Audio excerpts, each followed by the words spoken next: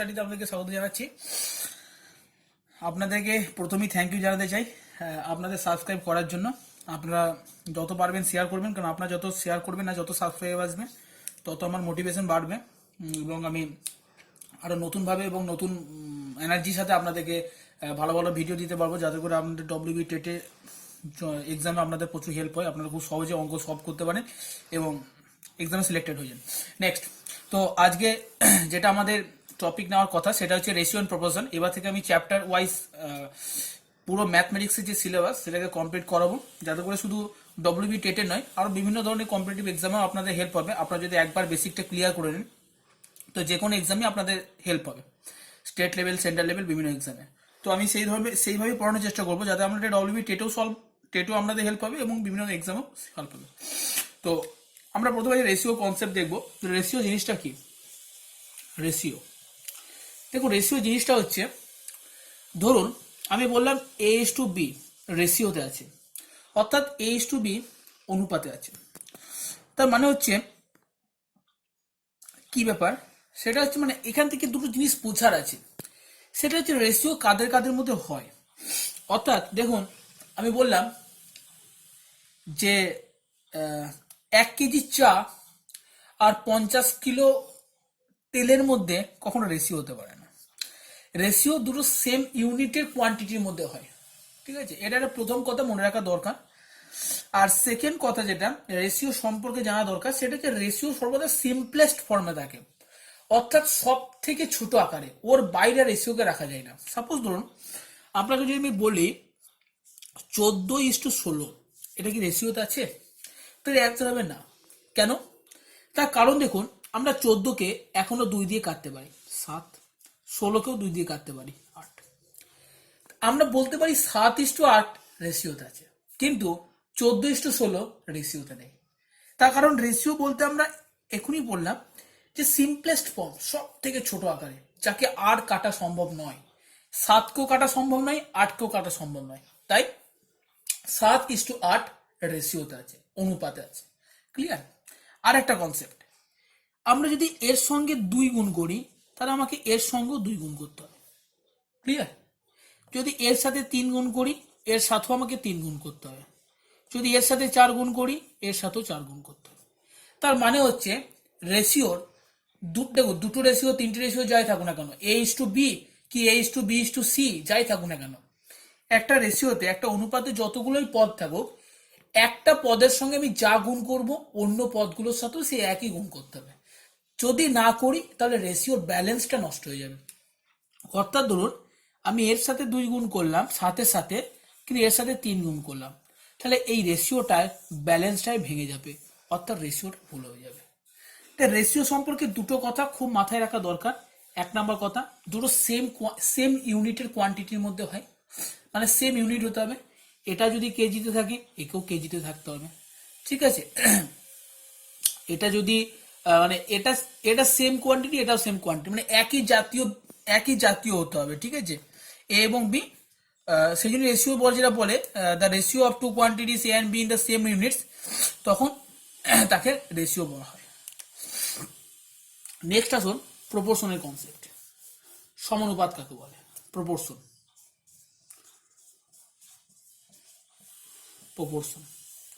দেখুন, সমানুপাত কাকে বলে? সমানুপাত হলে, ধরুন A:B একটা রেশিও আছে আর C:D একটা রেশিও আছে। যদি আমি বলি এই দুটো রেশিও সমান, অর্থাৎ A:B সমান C:D, তাহলে বলা হবে এই দুটো রেশিও সমানুপাতে আছে। তো দেখুন, A:B সমান যদি C:D হয়, তাহলে কি হবে? আমরা বলতে পারি এই দুটো রেশিও সমানুপাতে আছে, অর্থাৎ এই দুটো রেশিও সমান। এটা হচ্ছে প্রপোর্শনের কনসেপ্ট। যখন দুটো রেশিও, অর্থাৎ A:B আর C:D যদি সমান হয়, তখন আমরা বলি এই দুটো রেশিও সমানুপাতে আছে।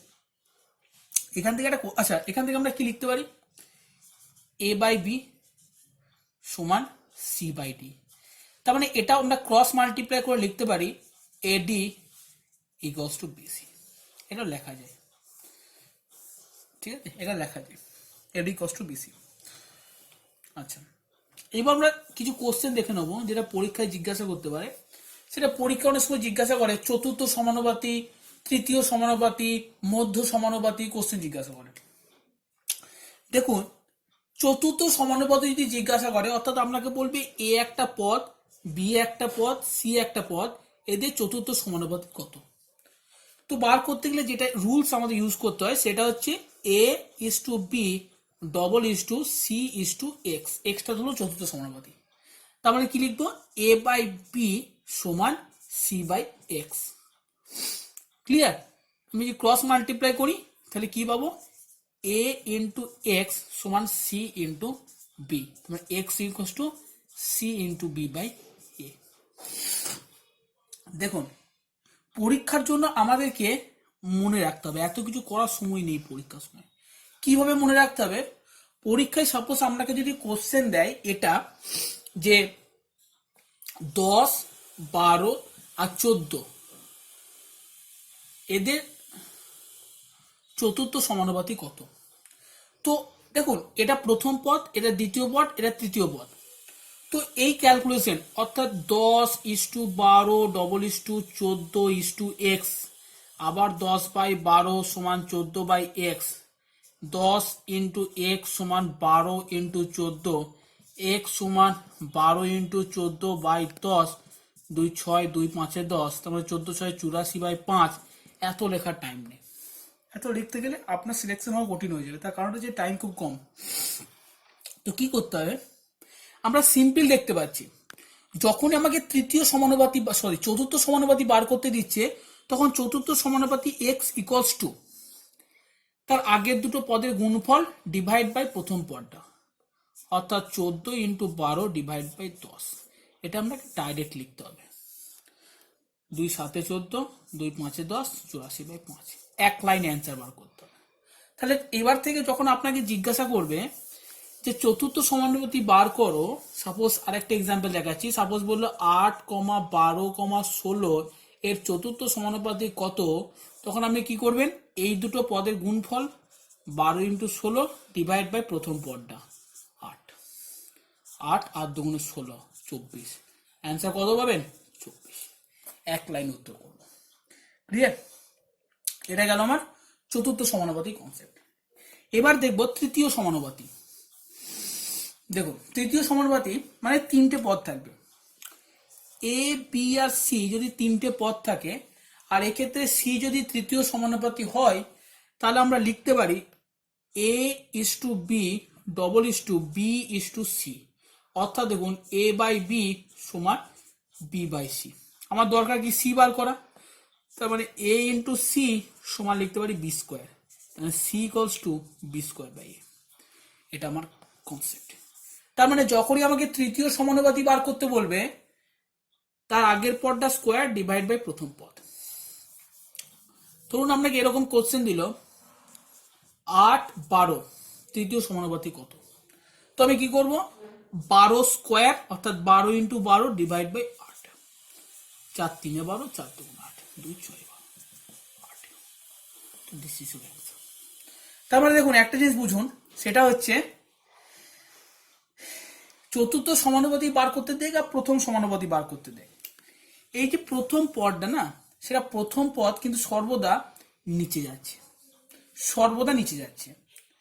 যদি চতুর্থ সমানুপাতি বার করতে দিত তাহলে দ্বিতীয় পদ এর সঙ্গে তৃতীয় পদে গুণ হয়ে যেত, আর যদি তৃতীয় সমানুপাতি বার করতে দিচ্ছে তাহলে দ্বিতীয় পদটা স্কোয়ার হয়ে যাচ্ছে। এইটাই ডিফারেন্স। আপনার ক্যালকুলেশন করারই দরকার নেই, কিচ্ছু করার দরকার নেই। আর একটা জিনিস মনে রাখুন, মধ্য সমানুপাতি। দেখুন মধ্য সমানুপাতি কি জিনিস, যদি বলে এ এবং বি দুটি পদ আছে, এদের মধ্য সমানুপাতি কত, তো লেখা হয় এদের মধ্য সমানুপাতি X equals to root over of A P. ধরুন আপনাকে বললো 6,8 এই দুটো পদের মধ্য সমানুপাতি কত হবে, তো 6,8 এর মধ্য সমানুপাতি হবে x equals to root over of 6 into 8 root 48। এটাকে রুটের বাইরে আপনি নিয়ে আসতে পারেন, মনে হয় 6√2 হবে, রুটের বাইরে আনলে 6√2 হবে না, আমরা রুটের বাইরে আনতে পারি যদি সব ভাঙা দেন 2 ইন্টু 3 আর 2 ইন্টু 2 ইন্টু 4, 4 2 8, দুই, 2 4 8, মানে একটা 2 কেটে যাবে, একটা 2 বেরিয়ে আসবে, আর দুটো 2 থেকে একটা 2 বের হবে, 3, 4/3 এটা হবে। তো এই তিনটে কনসেপ্ট পরীক্ষায় জিজ্ঞাসা করে, চতুর্থ সমানুপাতি, তৃতীয় সমানুপাতি আর মধ্য সমানুপাতি। এবার আমরা দেখব 4 প্রকার রেশিওর কনসেপ্ট, সেটা হচ্ছে A:B, duplicate ratio, sub duplicate ratio, ট্রিপ্লিকেট ratio, sub ট্রিপ্লিকেট ratio. দেখুন ডুপ্লিকেট রেশিও কাকে বলে? ডুপ্লিকেট রেশিও, দেখুন যদি A:B একটা রেশিও হয়, তাহলে ডুপ্লিকেট রেশিও হবে A²:B², সাব ডুপ্লিকেট রেশিও। এইগুলো জাস্ট আপনাদেরকে ডেফিনেশনগুলো মনে রাখতে হবে, আর কিচ্ছু নাই। যদি A:B একটা রেশিও হয়, তাহলে তার সাব ডুপ্লিকেট রেশিও হবে √A:√B। ট্রিপ্লিকেট রেশিও,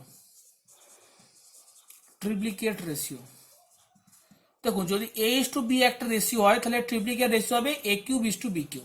দেখুন ট্রিপ্লিকেট ট্রি ভার 3, ডুপ্লিকেট ডুপ ভার 2, আর একটা যে সাব ট্রিপ্লিকেট রেশিও, সাব ট্রিপ্লিকেট। যদি A:B একটা রেশিও হয়, তাহলে তার সাব ট্রিপ্লিকেট রেশিও হবে এইটা, A⁻⁴ এই চারটি ডেফিনেশন আপনাকে মনে রাখতে হবে: duplicate ratio, sub duplicate ratio, ট্রিপ্লিকেট ratio, sub ট্রিপ্লিকেট ratio. আচ্ছা, এরপর আপনাদেরকে যেটা মনে রাখতে হবে সেটা হচ্ছে ভেদের কনসেপ্ট। দরকার হবে 1-2 জায়গায়, তাই বলে দিচ্ছি। দেখুন ভেদ দু প্রকার হয়, একটা বলে সরল ভেদ, একটাকে বলে ব্যস্ত ভেদ। কাকে বলে? যদি আমি লিখি x ভ্যারিজ y বা x is variable to y, তো এখানে কি হয়, এটা যে ভ্যারিয়েবল সাইন, ভেদের সাইন, তো এটা সময় লিখতে পারি যদি x বাড়ে তাহলে y ও বাড়বে। এর কনসেপ্ট এটাই, যদি x বাড়ে তাহলে y ও বাড়বে, যদি x কমে তাহলে y কমবে। আচ্ছা, এটা সমান আমরা x ইন্টু y কিন্তু লিখতে পারি না, তার কারণ এটা ভেদের সাইন, এটা সমানের সাইন, এই দুটো জিনিস কিন্তু এক নয়। যদি আমাকে x ইকুয়ালস টু y লিখতে হয়, তাহলে এই সাইনটাকে তোলার জন্য একটা কনস্ট্যান্ট মাল্টিপ্লাই করতে হবে। সেই কনস্ট্যান্টটা আমি কে নিয়েছি, আপনি যা খুশি নিতে পারেন, কিন্তু একটা কনস্ট্যান্ট আপনাকে মাল্টিপ্লাই করতে হবে। এটা গেল সরল ভেদের কেস। এবার দেখবো ব্যস্তানুপাত কাকে বলে। দেখো যদি আমি লিখি x ভ্যারি 1 বা x ভ্যারিয়াস 1/y, এই মিনিংটা কি? যদি x এর মান বাড়ে তাহলে y এর মান কমবে, আর যদি x এর মান কমে তাহলে y এর মান বাড়বে। ক্লিয়ার? আচ্ছা, এটা সমান আমি লিখতে পারি না যে x সমান 1/y, যদি লিখতে হয় তাহলে k মাল্টিপ্লাই করতে হবে। তো আমি লিখতে পারি x সমান k/y, বা লিখতে পারি xy ইকুয়ালস টু k। তার মানে ব্যস্তানুপাতির ক্ষেত্রে একটা কনসেপ্ট আমরা এখান থেকে তৈরি হলো কনক্লুশন, যে দুটো পদের গুণফল সর্বদা কনস্ট্যান্ট হবে। ক্লিয়ার? এটা গেল বেসিক রেশিও আর প্রপোর্শনের মোটামুটি যা বেসিক দরকার, পুরো বেসিক ক্লিয়ার। এবার আমরা একটা প্রবলেমের সলিউশন করব। দেখুন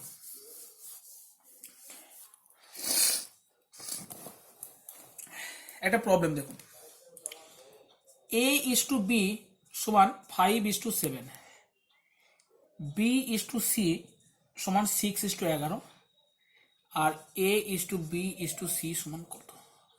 অপশন এ দেওয়া আছে 55 × 77 × 66, অপশন বি দেওয়া আছে 30 42 77, অপশন সি দেওয়া আছে 35 49 42, আর অপশন ডি দেওয়া আছে 9।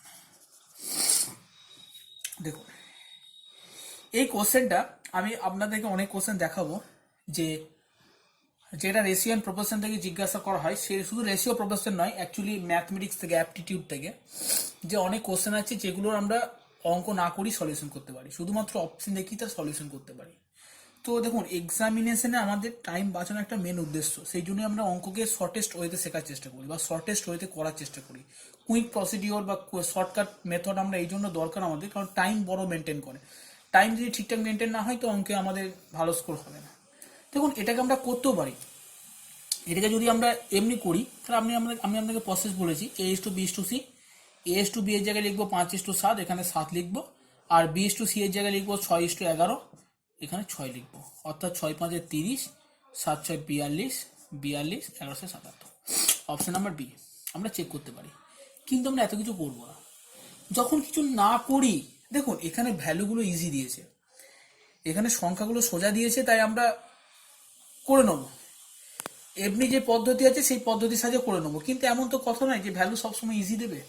তাই যখন আমরা অপশন থেকে করতে পারছি তখন আমরা সলিউশনে যাব না। দেখুন আমরা কি দেখছি, বি এস টু সি দেওয়া আছে 6:11, বি এস টু সি দেওয়া আছে 6:11, তার মানে সি এর ভ্যালু 11 বা 11-এর মাল্টিপ্লাই হবে, অর্থাৎ 11 বা 11-এর কোনো গুণিতক হবে, কোনো মাল্টিপল হবে, 11, 22, 33, 44 এরকম। দেখুন 66 11 মাল্টিপেল, অতএব এই অপশনটা হতে পারে। 77 11 মাল্টিপেল, এই অপশনটা হতে পারে। কিন্তু 42 কিন্তু 11 মাল্টিপেল না, তাহলে এই অপশনটা কোনোভাবে হতে পারে না। ক্লিয়ার? এই দুটো অপশন পড়ে আছে। এটা সি এর ভ্যালু, এটা হচ্ছে বি এর ভ্যালু। দেখুন বি এর ভ্যালু 6 বা 6-এর গুণিতক হবে। 77 6 দ্বারা কোনোভাবে বিভাজ্য নয়, কিন্তু 42 6 দ্বারা বিভাজ্য। এই অপশন কেটে গেল, এটাই অ্যান্সার। এটাকে আর চেক করারও দরকার নেই আমরা। তাহলে অনেক অঙ্ক এরকম দেখাবো, যে অঙ্ক আমরা অপশন থেকে ইজিলি করতে পারবো সেই অঙ্ক আমরা কখনোই তার সলিউশন বার করার চেষ্টা করবো না। তার কারণ তাদের আমাদের টাইম অনেক সেভ হবে। তার কারণ এমন কিছু পেপারে অঙ্ক থাকে যেগুলো অনেক বড় বড় ক্যালকুলেশন না করে সলিউশন হয় না, তাই সেইগুলোর জন্য টাইম আমাদের এখান থেকেই বাঁচাতে হবে। থ্যাংক ইউ বন্ধুরা, আজকে এতটা পর্যন্তই। আশা করি আপনাদের ভালো লাগলো। ভালো লাগলে আপনারা বন্ধুদের মধ্যে শেয়ার করবেন, সাবস্ক্রাইব করবেন। আপনারা যত সাবস্ক্রাইব করবেন আমার মোটিভেশন তত বাড়বে। থ্যাংক ইউ বন্ধুরা।